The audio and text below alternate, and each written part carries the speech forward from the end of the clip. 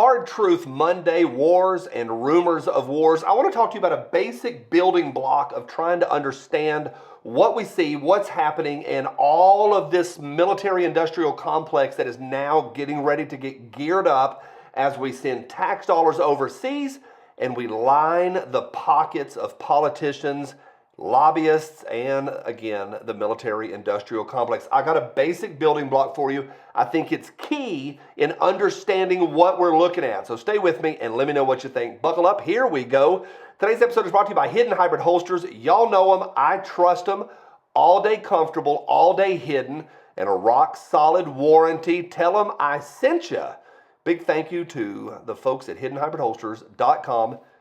You people, thank you for every thumbs up. When you interact with somebody, you have to have certain building blocks in place.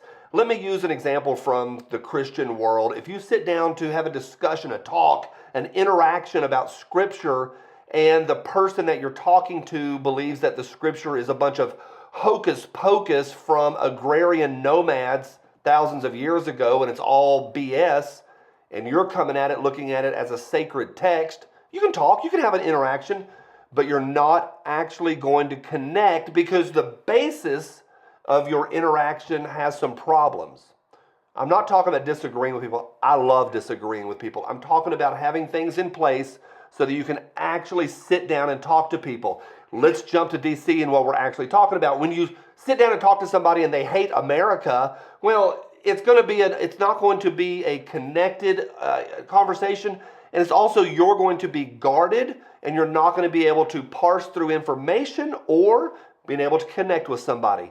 And that parsing of information is important to what I'm talking about today. When we look and try to make sense of what we see in this world, we see them dancing in the White House this weekend, which is nothing more than a middle finger to all of us.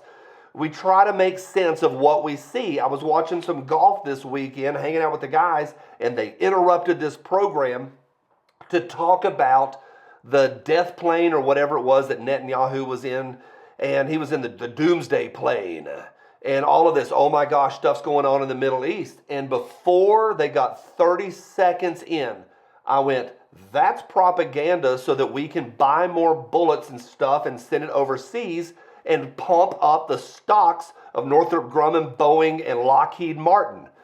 4 seconds later, and the president has responded with the assets that we're going to be sending overseas. There it is. It's just assets. That's all it is.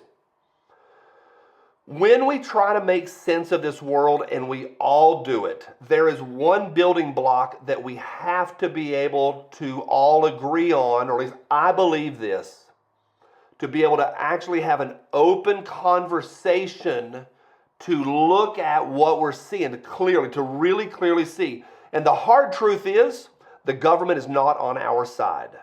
If we go into it thinking, okay, there's some misguided individuals, but you know what, Thomas Massey and Lauren Boebert, they're fighting the fight for us, and it's kind of an even tug of, nope, it is not an even tug of war. The U.S. government is a cartel on the side of, I don't want to say reptilian pedophiles because that's a little too far, but it's on the side of the cartel. Once you get past that hump, now we can have a conversation. Here's the genesis of this conversation.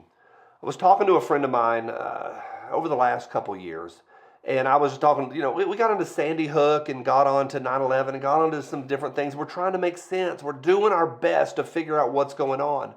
And she said, I have a problem. I can't get over the fact that you're telling me that the U.S. government kills children. I think it's easy to go, okay, Ruby Ridge was a couple guys that got out of control. Las Vegas was one dude that got out of control. Evil within an individual, we can make sense of that. But to say it's a coordinated, orchestrated attack, and we know this, like we know that Vegas is fishy. I always say that's about as far as I go publicly. Vegas was an operation. Once you're able to make the hard truth jump and say the U.S. government kills children, once you get past that, you can actually have a conversation. And that's a hard truth. That's a hard jump to get past.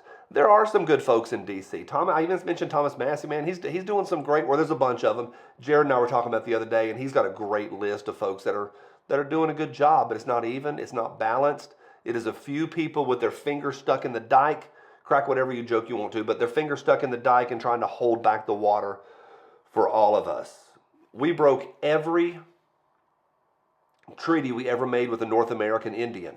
That's a little easier because it's black and white times and they were brown and we're just different. We're like, oh, that's a different people group. Okay, that's fine. 3,000 Americans perished on 9/11.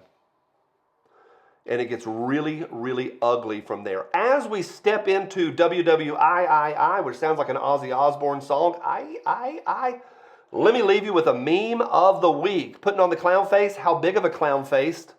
I feel like I should say next. I know that 10 to 20 years after every major international military conflict, we find out that the U.S. government lied about its real reasons for going to war. And that in reality, war is primarily driven by the military-industrial complex, big banks and politicians. It's the big three. Throw in big pharma and you got it all. And I know that corporate media essentially functions as propaganda arm of the government, especially during times of war. But this war is about freedom and human rights, and we're on the side of the good guys because they say so on the news. What say you? Let me know.